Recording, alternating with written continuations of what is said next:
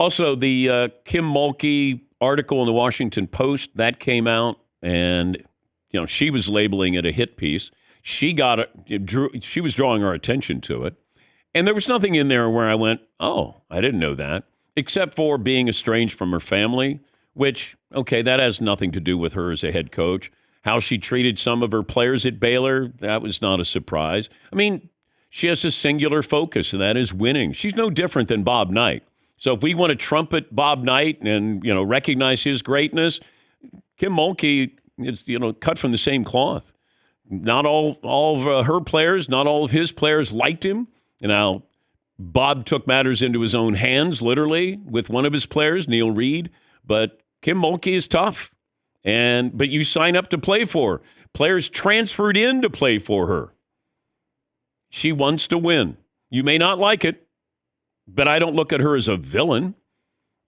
And she just wins.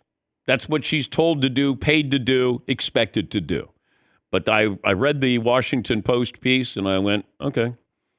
But she's the one that brought more attention to it, which made me think, wait, what is she hiding if she is so nervous about this?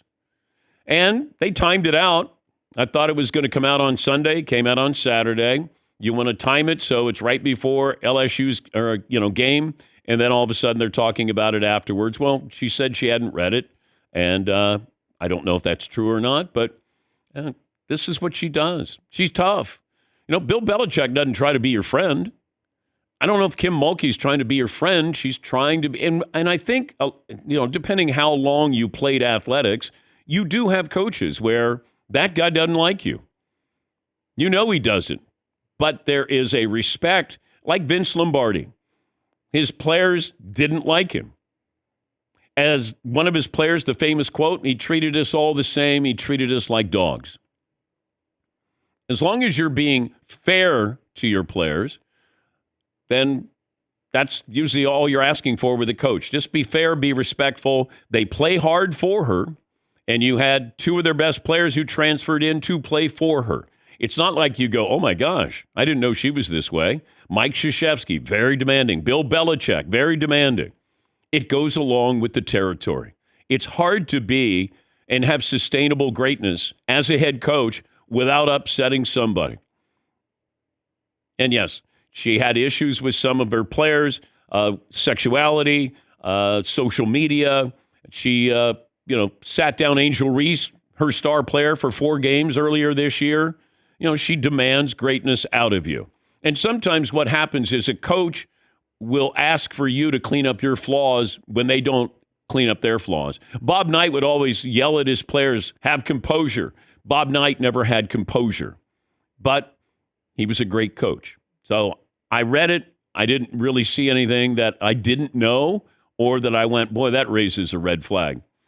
She's a great coach, plain and simple. LA Times wrote a column that was UCLA versus LSU, and the LA Times went back and cleaned it up a little bit because it's basically saying good versus evil, and that's not fair to LSU. If that's the effort you give me every single night and how you play and you're tough, we talk about LSU like, oh man, they're trash talkers. The biggest trash talker is Caitlin Clark. Like, let's be fair here. It's just Angel Reese doing what she did at the end of the game bothered a lot of people. Okay, you're going to get that tonight. It's going to be Caitlin Clark probably putting her hand to her ear like, I can't hear you. Or maybe, can you see me? Okay, Angel Reese is going to have something to say as well.